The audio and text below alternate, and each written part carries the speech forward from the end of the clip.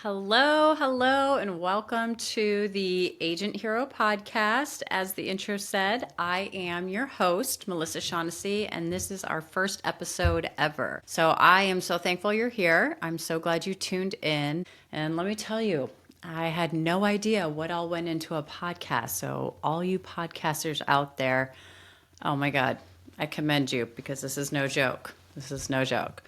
So we are going to get into all of the nuts and bolts and actionable strategies beginning next episode. We're going to kick the first one off with the three biggest mistakes that new realtors make and how and why you should avoid them. But before we get into it, I wanted to give a little bit about my backstory, kind of my journey in real estate and how I got to where I am today. I've been in the industry for nearly 19 years. I originally began as a real estate assistant. No, that's a lie. That's a lie. I was not first a real estate assistant. I actually got my license to be a timeshare sales representative in Florida. I went home for a summer when I was 25 to handle some things, and my dad was like, Melissa, you don't understand. Like, these people are making tons of money. You need to check this out. You should look into being a timeshare sales rep. I was like, Dad, I'm not going to sell timeshares. Are you crazy? And he said, no, like, you need to see what this is about because their houses are massive and these people are making a ton of money. So fast forward, got my real estate license, had never intended on that before, and ended up actually being pretty good at it, but it was not the life and career for me. I ended up moving back to Atlanta just a few months later, but I knew that I wanted to do something with my real estate license. I obviously knew all the opportunity and the freedom and money and everything that it promised, so I was not going to give up on my real estate path. So I ended up getting a job as a real estate assistant for one of the biggest RE/MAX teams out there. I'm sure everybody knows Mark Spain. It wasn't Mark Spain, but Mark Spain and my team leader kind of came up it was a Craig Proctor program. If we don't sell your house, we buy. He did the same thing. Okay. So he was just as successful at that time, probably even more so than Mark Spain. Anyways, long story short, he was big time.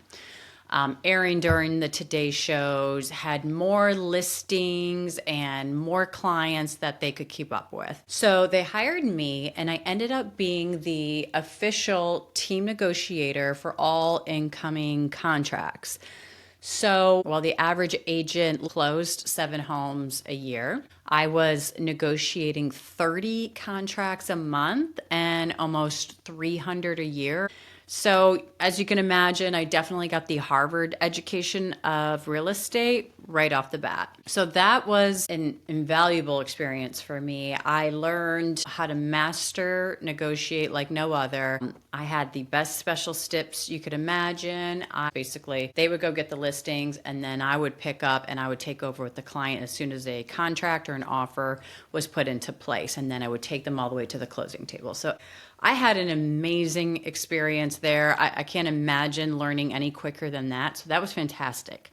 What I didn't learn for many years is how to get my own leads. Okay. So while I could have stayed there, I ended up coming to another team that was closer in town. I live in a great neighborhood that I'm obsessed with. And there was another agent who had a huge team, and he was like the number one team out here at that time. And I always knew I was going to work under him. I knew. He was where I wanted to be. He was the best of the best. I landed that job and I became an agent under him. Now, I ended up staying there for about 7 years, which is about 6 too many. Okay. I think I should have stayed a year, maybe 2, but it was too long. And really, I was delaying my own potential. I think that, now don't get me wrong, I don't think it's a bad thing to be on a team. In fact, I'll stop here and say, whenever I have people come up to me and say, what's the best way to be successful in your first real estate? Every single time I say, you definitely need to get under a team. So I believe in being on a team. I think that you have built-in mentors and you learn the foundation in which to be successful typically. But at a certain point, it can be limiting and stifling for your growth. So I always say get on a team because you will learn scripts. You might have horrible, but we'll say valuable role play practice. But most importantly, they're usually feeding you leads. When you're first starting out, it's really hard to get leads on your own. I'm also going to be teaching you this. I'm also going to teach you how to do it in a way that is fun and fits your personality. But on this team, there was a lot that was very stifling to my growth. Now, this is just my story. This isn't the story for everybody, but this is what I encountered. And one of the biggest reasons that I felt the inner voice tell me it was time to go. And thus began my success story. What was happening on my team, there was a disbelief. So the way our team was set up is you're either a buyer's agent or a listing agent. I was a buyer's agent. Most people were. There was like 3 listing agents.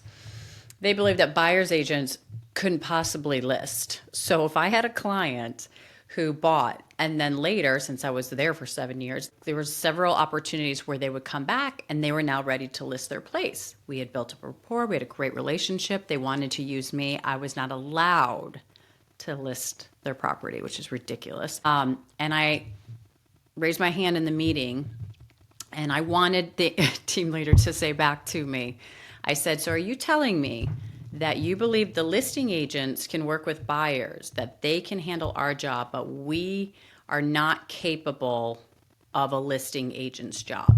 Is that what you're saying? And he said, yes, correct. I was also forced to work with a couple of really, really bad clients that were just, I would never choose to put myself in that situation if I were independent. I was told I had to work with certain people no matter what was going on in that situation. And, honestly, I was exhausted and I was so tired. By the time I would get home from work, I would be a shell of a human being. Now, if you're already on a team, you might already be in this situation right now. We would dial for dollars for 5 hours a day, and that was the way to do it. Okay, we had leads and leads and leads, and you had to find, the needle in a haystack. And so I would show up at home and I would be absolutely dead, absolutely dead. Or I would go and I would meet up with a friend and we'd go to happy hour. And I remember saying this on more than one occasion. They would always ask, are you okay? What's wrong? What's wrong? And I would just be exhausted. And I would tell them, I need 20 minutes before I can talk. I need 20 minutes. So it was just exhausting. It wasn't fun. It wasn't the way in which I felt like I shined by cold calling people, 200 calls a day. It just was not. It was not conducive for success for me. It wasn't the right fit for me. So I was already getting tired, but what really was the catalyst for big change for me is, one of the greatest heartbreaks of my life is I was going through a divorce. Now, my husband and I decided that we were not going to drag out the divorce and make it very painful for, years and years. We just decided that we would write up what we would agree to, submit it to the court, moved out immediately, and it was very fast, okay? But the saddest part about all of this is I had 2 little girls. I still have 2 little girls. At that time, they were both under the age of 2. So it was especially heartbreaking, obviously, with that going on. And now we're all fantastic. We're great. Everybody gets along. It's wonderful. But it was at that time and moving into the next chapter of my life that I began to realize, okay, we need to work smarter, not harder, and we need to work fast. We need to condense the 60 hours a week that I'm working right now and at least try to cut it in half. And ultimately, I got it down to probably about 20 hours a week. And I'm going to show you how I did this. It was do or die. And this is my situation. So I immediately moved out and I now had 50-50 custody. So I had these 2 little babies and I only had half my time that I used to have with them. And I will be damned if I was going to have a babysitter come over I already went down to 50% of my time. That was heartbreaking. So I was not wanting to hire a babysitter. I was not wanting to have somebody come over and help me. I was not wanting to even take them to daycare, which I ultimately had to do. I did not want to give up any more time than I had to. And as you can imagine, not being able to give up your weekends and your nights in real estate was extremely challenging. And at the time, I thought that was going to be impossible. But there's just nothing more motivating than a mother's love for her kids and wanting to be around them. And I became, and still am today, so fiercely protective of my time that this was the only way for me. So I was going to figure this out. And I did. So it was then that I decided I got to go out on my own. What is being required of me no longer fits my life. And not to mention, I didn't feel like the paychecks, I was working so hard, you guys, so many hours. And the paychecks, they weren't adding up, as the kids say, the math wasn't mathing. It wasn't computing. It didn't fit how much work I was putting into things. And it was no longer in alignment for my life and the changes that were occurring at that time. So I went off on my own. And I actually went with a couple other girls, and we basically formed a team of our own, and we decided we're going to do things our way. I learned so much in that launch and what I could get done. I no longer was bound by these controlling regimens of our team leader. I could do things and try things my own way. So I will tell you, at first, we continued doing the same regimens. We subscribed to the same lead sources, the same super expensive CRM. And we tried it that way, okay? The problem is with those lead regimens, I was expected to pick up the phone and answer it as soon as a phone call came in. And it was really, really difficult for me to do that. When I have a baby, I have two different babies. I couldn't do it. I'm just saying all this to make you realize that I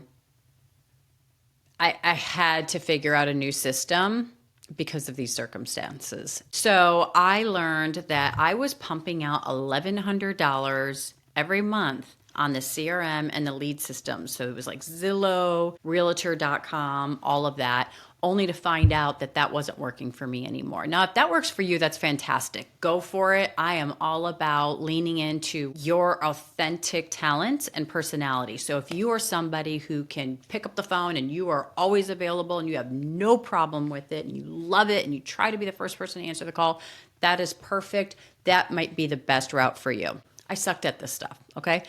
I knew I was good at other things. That wasn't where I shined, and I was done paying for all the money for that. So I figured out, what are my talents, right? I was very good at winning multiple offers. I was awesome at special stipulations. I was great when we got into the contract game.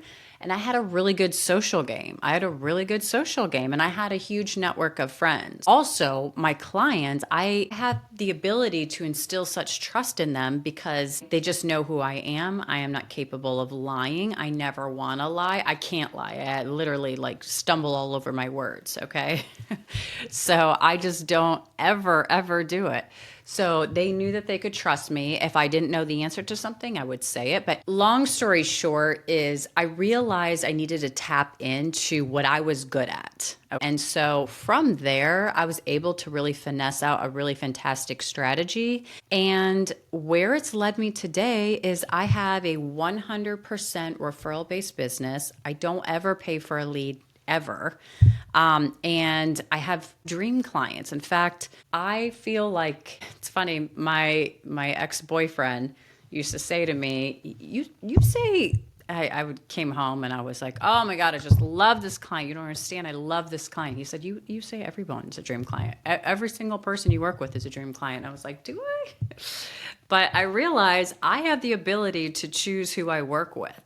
Well, and not only that, when you have these great relationships and these great clients, when you build a completely referral-based business, those fantastic people are friends with fantastic people. And those fantastic people refer you to more fantastic people. Usually like-minded people stick together, right? And not only that, by the time most of my business comes to me, there's already the instilled trust. So I don't have to break down those barriers. They already trust me. They already like me. And it makes my job so much easier in so many ways. Not only is it just nice just to have someone's trust, it's invaluable because I have a lot of advice to give to my clients as to what lenders to use, strategies in a home inspection, home inspectors to not use. I mean, I have so many things that I have to advise them on. And if they don't trust me, they're going to do things their own way. And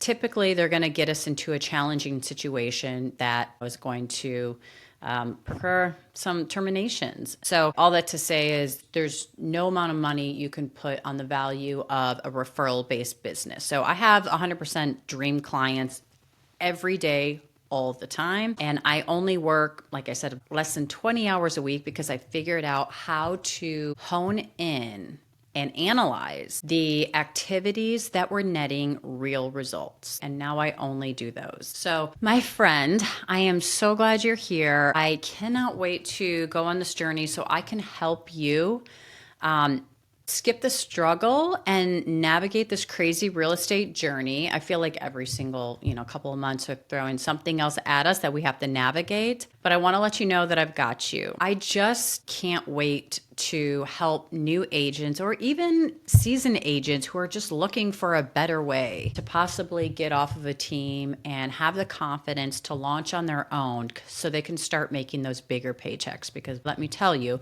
as soon as I started working on my own, I went to a firm that took only 15%. So I made 85% until a certain cap, and then I made 100%. And, by April or I think March even, I had capped and I was taking home 100% of the paychecks. And oh my God, does that make a huge difference?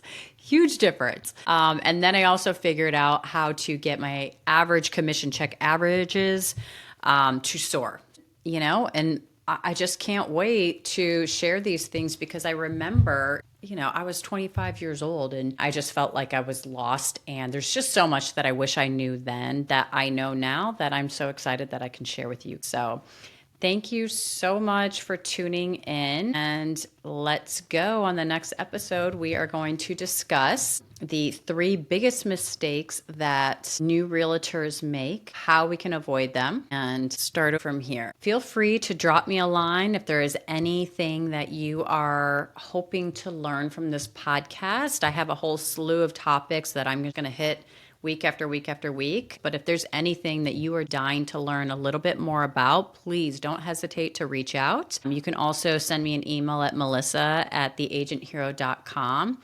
But also go ahead and check out the website. There's a couple of great resources on the website. I'm really big in cultivating an abundant mindset every single day. I practice affirmations to start my day. And let me tell you, you will not believe what a difference it makes. If you're not doing that already, I highly suggest. We are also getting ready to kick off a new workshop. And it's going to be a 1-hour workshop in which I give you a whole rundown of all of my best resources, tips, secrets that I've learned to help me have the success that I have today.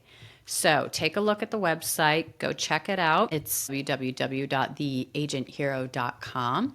And if you want a copy of those affirmations, they are under the free resources tab. So in closing, I just want to say, with nearly 20 years in the industry, I've learned what it takes to make a life to be obsessed with. And I'm committed to bringing value to your life each and every day so that you don't have to wait 10 years to find the happiness and success like I did. I have so much respect for real estate agents because I know how hard the job can be, how overwhelming it is, and how hard you work for your money. I'll be honest, maybe it's a little resentment at how little respect I feel people have for our industry that fuels me to be your biggest champion and cheerleader. I want all the agents out there to be a massive success, and especially those in their first 2 years of real estate. I can't wait to do everything I can to make certain that you skip the struggle, that you hear the secrets and tips that I've learned over the last 20 years, and consume valuable content each and every week so you can absolutely kill it and laugh your way to the bank as you enjoy this fruitful and stress-free life that you've built for yourself.